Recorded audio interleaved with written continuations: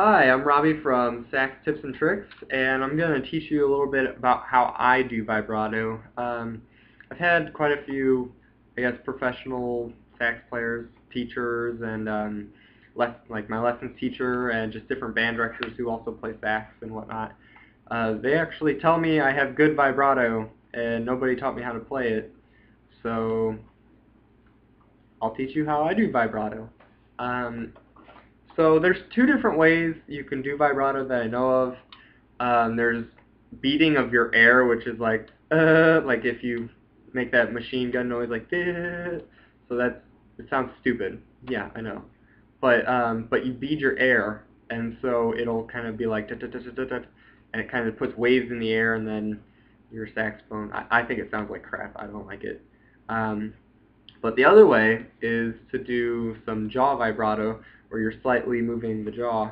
But before you get started, make sure you watch my video on the circular grip on your mouthpiece, because that'll make this easier and you won't sound like crap when you do it.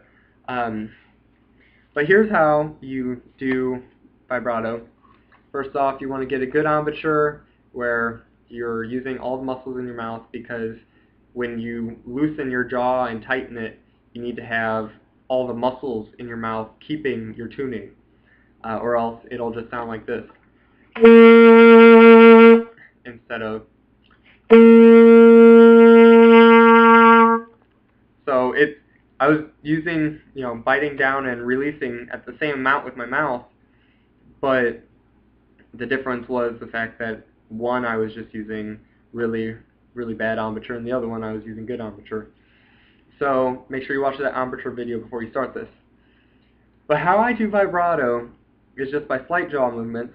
So what you're going to do is, when you're playing a note and you're squeezing with all the sides of your mouth and everything, it's going to be, have you ever seen like a small rodent eat something? It's just nibble, nibble, nibble, nibble, nibble.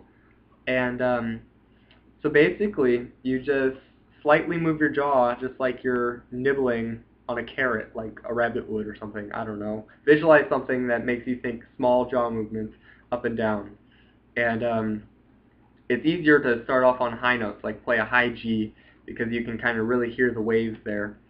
And just get a nice consistent, not like, you don't want it crazy, because that just sounds bad.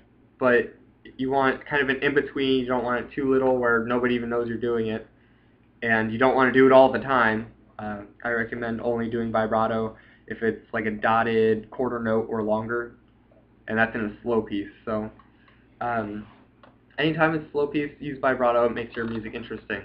But just make sure you're doing small jaw movements. So it's